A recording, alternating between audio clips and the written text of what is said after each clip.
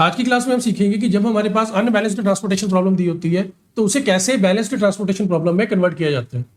देखिए, initial basic feasible solution find out करने से पहले हमें यह देखना होता है कि हमारी जो गिवन ट्रांसपोर्टेशन प्रॉब्लम है ये बैलेंस्ड होनी चाहिए, और अगर ये बैलेंस्ड नहीं है, अनबैलेंस्ड है, इसका मतलब मुझे पहले अनबैलेंस्ड को बैलेंस्ड में कन्वर्ट करना होगा, उसके बाद ही मैं initial basic feasible solution find out कर सकता हूँ। तो हमें ये कैसे पता चलता है कि मेरी गिवन ट्रांसपोर्टेशन प्रॉब्लम बैलेंस्ड है या अनबैलेंस्ड है? उसके लिए हम ये देखते हैं कि जो भी प्रॉब्लम हमें दी जाती है उसमें हम डिमांड का टोटल देखते हैं और सप्लाई का टोटल देखते हैं। अगर मेरी डिमांड का टोटल मेरे सप्लाई के टोटल के बराबर आ रहा है तो मैं कहूंगा कि मेरी गिवन ट्रांसपोर्टेशन प्रॉब्लम बैलेंस्ड है, और अगर डिमांड का टोटल और सप्लाई का टोटल बराबर नहीं आ रहा फिर हम कहेंगे हमारी गिवन ट्रांसपोर्टेशन प्रॉब्लम अनबैलेंस्ड है। तो अगर मेरी गिवन ट्रांसपोर्टेशन प्रॉब्लम अनबैलेंस्ड होगी तो मुझे उसे बैलेंस्ड में कन्वर्ट करना होगा, उसके बाद मैं initial basic feasible solution find out कर सकता हूँ। तो देखिए, ये एग्जांपल मेरे पास अवेलेबल है। इस एग्जांपल में हम क्या देखेंगे, ये जो एग्जांपल है ये हमारे पास एक बैलेंस्ड ट्रांसपोर्टेशन प्रॉब्लम का एग्जांपल है। मुझे कैसे पता चला ये बैलेंस्ड है? देखना, इस एग्जांपल में अपना रिक्वायरमेंट या डिमांड का टोटल कितना दिया हुआ है 30, और सप्लाई का टोटल भी कितना है 30, यानी कि मेरी डिमांड का टोटल और मेरी सप्लाई का टोटल बराबर है। मेरी डिमांड का टोटल और मेरी सप्लाई का टोटल बराबर है, तो इसका मतलब ये जो क्वेश्चन है, ये जो एग्जांपल हमारे पास अवेलेबल है, ये एक बैलेंस्ड ट्रांसपोर्टेशन प्रॉब्लम की एग्जांपल है। ठीक है, तो अकॉर्डिंगली हम इसका initial basic feasible solution find out कर सकते हैं। अब हम देखेंगे कि अनबैलेंस्ड ट्रांसपोर्टेशन प्रॉब्लम कैसी होती है। आप देख रहे हैं ये एग्जांपल मेरे पास अवेलेबल है। इस एग्जांपल में जो मेरा सप्लाई का टोटल है वो कितना है 600 यूनिट, और डिमांड का टोटल कितना है 500 यूनिट। तो मेरा टोटल ऑफ डिमांड मेरी टोटल ऑफ सप्लाई के बराबर नहीं है। तो अगर मेरा टोटल ऑफ डिमांड मेरी टोटल ऑफ सप्लाई के बराबर नहीं है तो इसका मतलब ये हो गया कि ये जो मेरी गिवन ट्रांसपोर्टेशन प्रॉब्लम है ये अनबैलेंस्ड है। अब मुझे इसे बैलेंस करना होगा, उसके बाद ही मैं इसका initial basic feasible solution find out कर सकता हूँ। अब देखना इसमें कैसे करेंगे। देखना, टोटल ऑफ डिमांड कितना है, टोटल ऑफ डिमांड हमारे पास है 500 यूनिट, टोटल ऑफ डिमांड हमारे पास है 500 यूनिट, और टोटल ऑफ सप्लाई हमारे पास कितना है, टोटल ऑफ सप्लाई हमारे पास है 600 यूनिट।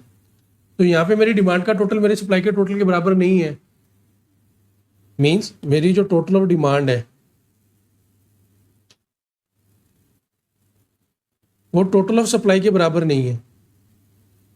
तो जब मेरी टोटल ऑफ डिमांड मेरे टोटल ऑफ सप्लाई के बराबर नहीं है तो इसका मतलब ये हमारी अनबैलेंस्ड ट्रांसपोर्टेशन प्रॉब्लम होगी। ठीक है, अब देखना हमारे पास इसे बैलेंस कैसे करेंगे। हम ये देखेंगे कि हमारे पास क्या चीज़ कम है, जो चीज़ कम होगी ना उसे हम इंट्रोड्यूस करेंगे। जैसे कि देखना, जो मेरी टोटल डिमांड है, हमारी टोटल डिमांड है वो लेस देन है टोटल सप्लाई से, वो लेस देन है टोटल सप्लाई से। डिमांड का टोटल है 500 और सप्लाई का टोटल है हमारा 600। तो यहाँ पे क्या चीज़ कम है, यहाँ पे हमारी डिमांड कम है, तो जो चीज़ कम होगी उसे हम इंट्रोड्यूस करेंगे। अब यहाँ पे डिमांड कम है, कितने यूनिट से कम है, 100 यूनिट से कम है। कैसे पता चला, 600 माइनस 500, 100 यूनिट का डिफरेंस है दोनों में, सप्लाई और डिमांड के टोटल में।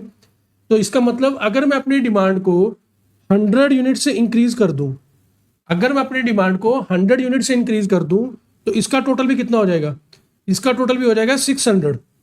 तो जैसे ही इसका टोटल 600 होगा ये मेरे सप्लाई के टोटल के साथ मैच कर जाएगा, तो टोटल ऑफ डिमांड और टोटल सप्लाई बराबर हो जाएगा। तो जैसे टोटल ऑफ डिमांड और टोटल ऑफ सप्लाई बराबर होगा, हमारी जो अनबैलेंस्ड ट्रांसपोर्टेशन प्रॉब्लम है वो बैलेंस्ड ट्रांसपोर्टेशन प्रॉब्लम में कन्वर्ट हो जाएगी। अब बात ये आ रही है कि सर ये जो हमने 100 यूनिट से डिमांड बढ़ानी है, ये 100 यूनिट कहाँ से आएंगे? देखिए, ये जो हमारी डिमांड होती है, हमें पता है हमारी डिमांड रिलेटेड होती है किससे, डेस्टिनेशन से। तो इसका मतलब अगर मुझे एक ऐसा डेस्टिनेशन मिल जाए जिसकी डिमांड में 100 यूनिट रख दूं तो फिर मेरी टोटल डिमांड कितनी हो जाएगी 600, और जैसे ही वो 600 होगी वो मेरे सप्लाई के टोटल से मैच कर जाएगी। तो मुझे इतना समझ में आ गया कि मुझे डिमांड बढ़ानी है 100 यूनिट की, और उसके लिए मुझे एक डेस्टिनेशन चाहिए। अब ये जो मुझे एक डेस्टिनेशन चाहिए इसे हम नाम देंगे डमी डेस्टिनेशन। क्यों? क्योंकि एक्चुअल में एग्जिस्ट नहीं कर रहा होगा, तो उसे सिर्फ इसलिए इंट्रोड्यूस कर रहे हैं कि भाई उसकी डिमांड हम 100 यूनिट रख देंगे, और जैसे ही उसकी डिमांड हम 100 यूनिट रख देंगे हमारी टोटल डिमांड भी 600 हो जाएगी और सप्लाई के साथ मैच कर जाएगी। अब हमें डमी डेस्टिनेशन इंट्रोड्यूस करना है। जैसे मैं डमी डेस्टिनेशन इंट्रोड्यूस करूंगा मेरी जो अनबैलेंस्ड ट्रांसपोर्टेशन प्रॉब्लम है वो बैलेंस में कन्वर्ट हो जाएगी। अब ये जो डमी डेस्टिनेशन इंट्रोड्यूस करना है ना, इसको कैसे इंट्रोड्यूस करना है? देखिए, डमी डेस्टिनेशन के लिए हम ये देखेंगे कि हमारे जो डेस्टिनेशन क्वेश्चन में दिए गए हैं वो कौन सी साइड है, वो कॉलम वाली साइड है या रो वाली साइड है। अगर तो मेरा डेस्टिनेशन कॉलम वाली साइड है फिर मैं क्या करूंगा, एक कॉलम इंट्रोड्यूस कर दूंगा, कॉलम का नाम दे दूंगा डमी का। आपको पूरा डमी डेस्टिनेशन लिखने की जरूरत नहीं है, आप सिंपली डमी लिख दोगे तो आपका पर्पस सॉल्व हो जाएगा। ठीक है, आप डमी लिख दोगे और डमी को क्वांटिटी कितनी साइन कर देंगे, जितना हमारा सप्लाई और डिमांड का डिफरेंस आ रहा है उतनी क्वांटिटीज को असाइन कर देंगे। तो हम क्या करेंगे, हम ये देखेंगे कि हमारे डेस्टिनेशन कॉलम वाली साइड है या रो वाली साइड है। जनरली हमारे पास जो ट्रांसपोर्टेशन प्रॉब्लम के क्वेश्चन होते हैं ना, उसमें जो डेस्टिनेशन होते हैं वो कॉलम वाली साइड ही होते हैं। तो इसलिए आप देखोगे कि मोस्ट ऑफ द केसेस में आप जब भी डमी डेस्टिनेशन इंट्रोड्यूस करोगे तो आपके कॉलम वाली साइड ही आ रहे होंगे, यानी कि आप डमी डेस्टिनेशन को एक कॉलम के थ्रू इंट्रोड्यूस कर रहे होंगे। तो इसलिए हम कैसे चलेंगे, इसलिए हम ऐसे चलेंगे, हम पहले ये देखेंगे कि क्या चीज़ कम है। जैसे यहाँ पे डिमांड और सप्लाई दोनों में से क्या कम है, डिमांड कम है। डिमांड कम होने का मतलब मुझे एक डेस्टिनेशन इंट्रोड्यूस करना होगा। अब डेस्टिनेशन इंट्रोड्यूस कैसे करेंगे, हम देखेंगे कि हमारे पास जो डेस्टिनेशन है वो कॉलम वाली साइड है या रो वाली साइड है। जैसे इस क्वेश्चन की बात करूं तो हमारे पास जो डेस्टिनेशन है वो कॉलम वाली साइड दी गए हैं। Warehouse 1, warehouse 2, warehouse 3 ये हमारे डेस्टिनेशन है। तो अगर मुझे एक डमी डेस्टिनेशन इंट्रोड्यूस करना है तो मैं क्या करूंगा, एक नया कॉलम ऐड कर दूंगा और उस कॉलम का नाम दे दूंगा डमी, और उसको कितनी क्वांटिटी असाइन कर दूंगा, 100 यूनिट, क्योंकि मेरी सप्लाई और डिमांड में 100 यूनिट का ही डिफरेंस आ रहा है। ठीक है, तो अगर मेरे डेस्टिनेशन यहाँ पे रो वाली साइड होते तो फिर मैं क्या करता, फिर मैं एक डमी रो इंट्रोड्यूस करता और अकॉर्डिंगली उस डमी रो की जो क्वांटिटी है वो आप 100 यूनिट लिख देते। फिर तो यहाँ पे सप्लाई की जगह पे उस केस में क्या लिखा होता, यहाँ पे उन्होंने डिमांड लिख देना था, और जहाँ पे डिमांड लिखी यहाँ पे उन्होंने सप्लाई लिख देना था। क्यों, क्योंकि उन्होंने डेस्टिनेशन के सामने डिमांड लिखनी होती है, ठीक है ना, और सोर्सेज के सामने सप्लाई लिखनी होती है। लेकिन इस क्वेश्चन में क्या है, इस क्वेश्चन में तो जैसे नॉर्मली ट्रांसपोर्टेशन प्रॉब्लम के क्वेश्चन में होता है कि हमारे डेस्टिनेशन कॉलम वाली साइड ही है, तो हम क्या करेंगे, हम एक डमी कॉलम इंट्रोड्यूस कर देंगे। ठीक है, अब मैंने यहाँ पे एक डमी कॉलम इंट्रोड्यूस कर दिया है, यानी कि डमी डेस्टिनेशन इंट्रोड्यूस कर दिया। अब देखना इस कॉलम में मैंने डेस्टिनेशन को क्या लिखा है, डमी। ठीक है, डेस्टिनेशन को क्या लिखा है, डमी, और इस डेस्टिनेशन की डिमांड कितनी रखी है, 100 यूनिट। ठीक है, क्योंकि हमारी 100 यूनिट की रिक्वायरमेंट थी। और इसके ये जो एलिमेंट है ये मैंने क्या लिखे हैं, 0। आप हमेशा याद रखोगे जब भी हम डमी इंट्रोड्यूस करेंगे ना, उसके जो एलिमेंट्स होंगे वो हमेशा 0 होंगे। क्यों, क्योंकि डमी का मतलब होता है फेक। ये जो मैंने एक डमी डेस्टिनेशन इंट्रोड्यूस करा है ये एक फेक डेस्टिनेशन है, एक्चुअल में ये एग्जिस्ट नहीं करता। जब ये एक्चुअल में एग्जिस्ट ही नहीं करता तो कभी इसमें ट्रांसपोर्टेशन होने का सवाल ही पैदा नहीं होता। तो जब ट्रांसपोर्टेशन हो ही नहीं सकती यहाँ पे, तो obviously transportation cost per unit तो हमेशा 0 ही रहेगी यहाँ पे। तो आपको हमेशा ये चीज याद रखनी है कि जब भी हम डमी इंट्रोड्यूस करेंगे उसके सारे एलिमेंट्स क्या होंगे, 0 होंगे। तो देखना ये डमी डेस्टिनेशन इंट्रोड्यूस करते ही हमारी जो डिमांड का टोटल है सप्लाई के टोटल के साथ मैच हो गया। ठीक है ना, अब देखना यहाँ पे डिमांड का टोटल भी 600 है और सप्लाई का टोटल भी 600 है। तो हमारी ये जो अनबैलेंस्ड ट्रांसपोर्टेशन प्रॉब्लम थी वो बैलेंस्ड ट्रांसपोर्टेशन प्रॉब्लम में कन्वर्ट हो चुकी है। तो अकॉर्डिंगली अब हम इसका initial basic feasible solution find out कर सकते हैं। तो अब इस एग्जांपल में हमने क्या सीखा, इस एग्जांपल में हमने सीखा है डमी डेस्टिनेशन इंट्रोड्यूस करना। अब एक एग्जांपल और करते हैं जिसमें हम क्या सीखेंगे, डमी सोर्स इंट्रोड्यूस करना। देखो सीधी सी बात है, जब भी मेरे पास अनबैलेंस्ड सिचुएशन आएगी ना तो उसमें क्या होगा, हमेशा डिमांड और सप्लाई अनइक्वल होंगे तभी अनबैलेंस्ड होगा। तो अगर डिमांड और सप्लाई का टोटल बराबर नहीं है, अगर डिमांड और सप्लाई का टोटल बराबर नहीं है तो सीधी सी बात है या तो डिमांड ज्यादा होगी इसलिए बराबर नहीं है, या डिमांड कम होगी इसलिए बराबर नहीं है। इन अदर वर्ड्स बोलूं, या तो सप्लाई ज्यादा हो सकती है इसलिए बराबर नहीं है दोनों का टोटल, या हमारे पास सप्लाई कम हो सकती है एज कम्पेयर टू डिमांड इसलिए दोनों का टोटल बराबर नहीं है। तो हमने तो अभी वो वाला केस करा है जिसमें क्या होता है कि हमारी डिमांड कम है और सप्लाई ज्यादा है। तो डिमांड कम थी, मैंने आपको क्या बताया कि जो चीज कम होती है हमें वो इंट्रोड्यूस करनी होती है। तो डिमांड कम थी तो हमें डेस्टिनेशन इंट्रोड्यूस करना पड़ा। क्यों, क्योंकि मुझे डिमांड को बढ़ाना है। तो डिमांड कैसे बढ़ाएंगे, डिमांड तो भाई हमारे डेस्टिनेशन के थ्रू ही आ सकती है, तो इसलिए मुझे एक डेस्टिनेशन इंट्रोड्यूस करना पड़ा ताकि मेरी डिमांड की क्वांटिटी को मैं बढ़ा सकूं। अब नेक्स्ट हम ये देखेंगे कि हमारी जो टोटल ऑफ डिमांड है टोटल सप्लाई बराबर नहीं है। अब बराबर नहीं है तो वो अनबैलेंस्ड है ऑब्वियसली। लेकिन यहाँ पे क्या हो रहा है, इस केस में ये होगा कि जो हमारी डिमांड का टोटल है वो ज्यादा है और सप्लाई का टोटल कम है।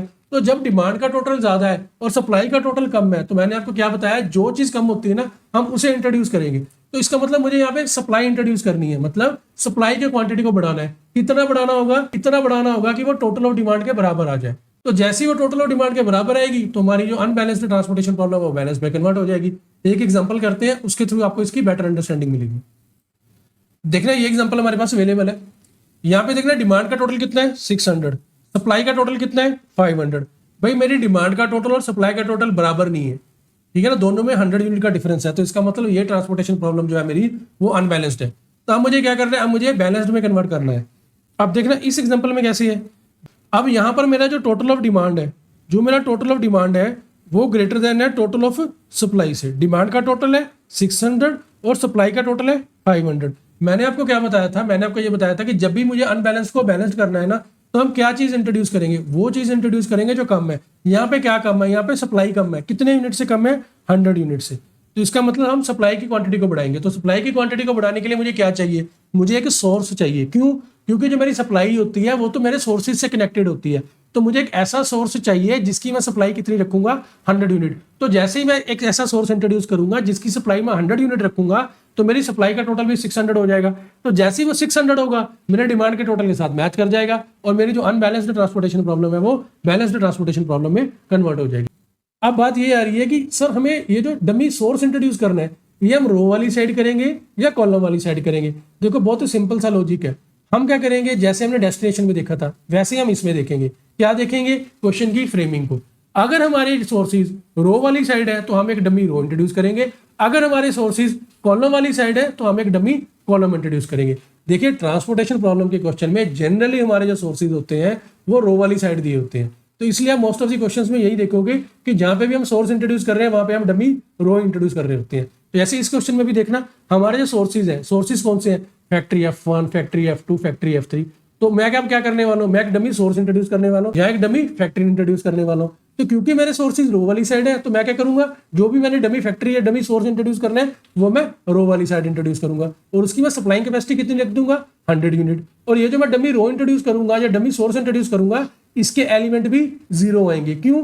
क्योंकि ये एक डमी फैक्ट्री है, एक्चुअल में एग्जिस्ट नहीं करती। हमने तो ये इसलिए इंट्रोड्यूस करी है ताकि क्या हो कि हमारी सप्लाई का टोटल बढ़ जाए और वो बढ़ के डिमांड के टोटल के बराबर हो जाए, और मेरी जो अनबैलेंस्ड ट्रांसपोर्टेशन प्रॉब्लम है वो बैलेंस्ड हो जाए। तो यहाँ पर भी जो हम डमी रो इंट्रोड्यूस करने वाले हैं उसके सारे एलिमेंट 0 ही आएंगे, क्योंकि ये एक फेक फैक्ट्री है, एक डमी सोर्स है, यहाँ से कभी भी किसी को कुछ भी ट्रांसपोर्ट होने वाला नहीं है। तो जब ट्रांसपोर्टेशन होने ही नहीं वाली तो ट्रांसपोर्टेशन कॉस्ट का तो सवाल ही पैदा नहीं होता, इसलिए इसके भी सारे एलिमेंट 0 ही आएंगे।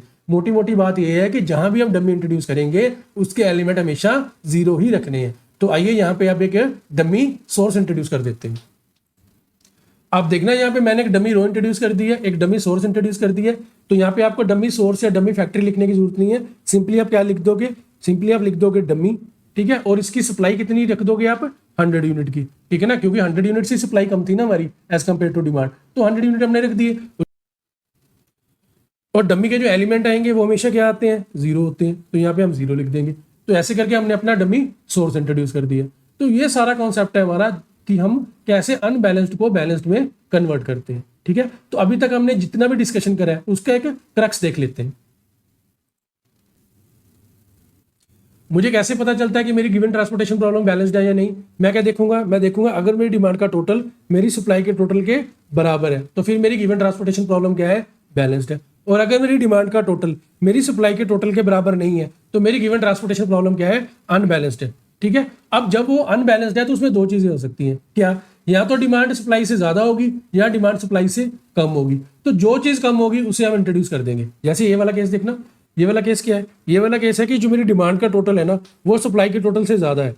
तो अगर मेरी डिमांड का टोटल सप्लाई के टोटल से ज्यादा है तो यहाँ पे क्या कम है, यहाँ पे सप्लाई कम है, मुझे सप्लाई की क्वांटिटी बढ़ानी है। तो सप्लाई की क्वांटिटी कैसे बढ़ाएंगे, हमें पता है हमारी जो सप्लाई होती है वो किससे रिलेटेड होती है, वो सोर्सेज से रिलेटेड होती है। तो इसका मतलब मुझे एक डमी सोर्स इंट्रोड्यूस करना होगा या एक डमी सप्लाई क्रिएट करनी होगी, ठीक है। तो अकॉर्डिंगली मैं क्या करूंगा, मैं एक डमी सोर्स इंट्रोड्यूस कर दूंगा। अब बात आती है सर ये जो डमी सोर्स इंट्रोड्यूस कर रहे हैं वो डमी रो इंट्रोड्यूस करेंगे या डमी कॉलम इंट्रोड्यूस करेंगे? इसके लिए हम हमेशा क्या देखेंगे, क्वेश्चन की फ्रेमिंग को देखेंगे। अगर तो मेरे सोर्सेज रो वाली साइड है तो मैं एक डमी रो इंट्रोड्यूस कर दूंगा, और अगर मेरे सोर्सेज कॉलम वाली साइड है तो मैं एक डमी कॉलम इंट्रोड्यूस कर दूंगा, और उसकी कैपेसिटी क्या रखूंगा, जितना मेरे डिमांड और सप्लाई में डिफरेंस आ रहा है, ठीक है ना, उतनी उस सोर्स की सप्लाइंग कैपेसिटी रख दूंगा, ठीक है। तो ऐसे करके हम चलेंगे।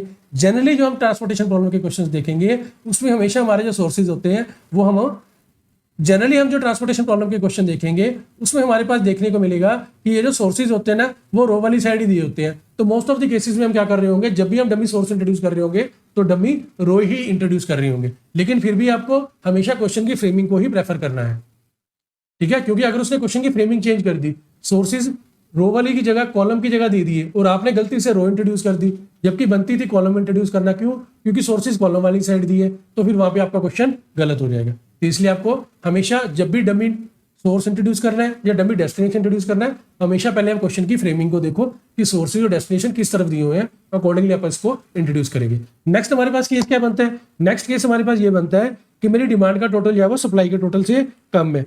तो डिमांड का टोटल किससे कम है, सप्लाई के टोटल से। भाई अगर मेरी डिमांड का टोटल कम है, ठीक है, जो चीज कम होती है हम उसे इंट्रोड्यूस करेंगे। मेरी डिमांड का टोटल कम है, तो अब मुझे क्या करना है, मुझे डिमांड इंट्रोड्यूस करनी है। डिमांड इंट्रोड्यूस करनी है तो कितने यूनिट से डिमांड इंट्रोड्यूस करनी है, या कितने यूनिट से डिमांड इंक्रीज करूंगा, जितना मेरी टोटल सप्लाई और टोटल डिमांड का डिफरेंस है उतने यूनिट से मैं अपनी डिमांड की क्वांटिटी को इंक्रीज करूंगा। तो डिमांड की क्वांटिटी को इंक्रीज करना है तो इसका मतलब मुझे डिमांड चाहिए। वो डिमांड कैसे आएगी, वो डिमांड आएगी डेस्टिनेशन से, क्योंकि हमारी डिमांड किससे रिलेटेड होती है, डेस्टिनेशन से रिलेटेड होती है। तो इसका मतलब अगर मैं डिमांड की क्वांटिटी को इंट्रोड्यूस करना चाहता हूं तो मुझे एक डमी डेस्टिनेशन इंट्रोड्यूस करना होगा, और उसकी क्वांटिटी कितनी रखेंगे, जितनी मेरी सप्लाई और डिमांड का डिफरेंस आ रहा है। तो अब मुझे जब डमी डेस्टिनेशन इंट्रोड्यूस करना है तो डमी कॉलम इंट्रोड्यूस करें या डमी रो इंट्रोड्यूस करें, उसके लिए हम क्वेश्चन की फ्रेमिंग को देखेंगे। अगर तो मेरे डेस्टिनेशन कॉलम वाली साइड दिए हुए हैं, फिर मैं क्या करूंगा, एक डमी कॉलम इंट्रोड्यूस कर दूंगा, ठीक है। और अगर मेरे जो डेस्टिनेशन है वो रो वाली साइड है तो फिर मैं क्या करूंगा, एक डमी रो इंट्रोड्यूस कर दूंगा। देखिए जनरली आपको ये देखने को मिलेगा जो हमारे डेस्टिनेशन होते हैं ना ट्रांसपोर्टेशन प्रॉब्लम के क्वेश्चंस में, वो हमेशा अपने कॉलम वाली साइड ही होते हैं। तो हम मोस्ट ऑफ द केसेस में जब भी हम डमी डेस्टिनेशन इंट्रोड्यूस कर रहे होंगे तो कॉलम वाली साइड ही कर रहे होंगे। लेकिन जैसे मैंने आपको पहले भी बताया कि आपको हमेशा कैसे चलना है, आपको तो हमेशा क्वेश्चन की फ्रेमिंग को देख के ही डिसाइड करना है कि डमी कॉलम इंट्रोड्यूस करना है या डमी रो इंट्रोड्यूस करना है। अगर मेरे डेस्टिनेशन कॉलम वाली साइड है तो डमी कॉलम इंट्रोड्यूस होगा, अगर मेरे डेस्टिनेशन रो वाली साइड है तो हमारा डमी रो इंट्रोड्यूस होगा। तो इस तरह से हम अपनी जो अनबैलेंस्ड ट्रांसपोर्टेशन प्रॉब्लम है उसको बैलेंस्ड ट्रांसपोर्टेशन प्रॉब्लम में कन्वर्ट कर देते हैं। एक्चुअली आपको ये सारा कॉन्सेप्ट बहुत अच्छे से समझ में आया होगा। मिलते हैं नेक्स्ट क्लास में। Thanks for watching.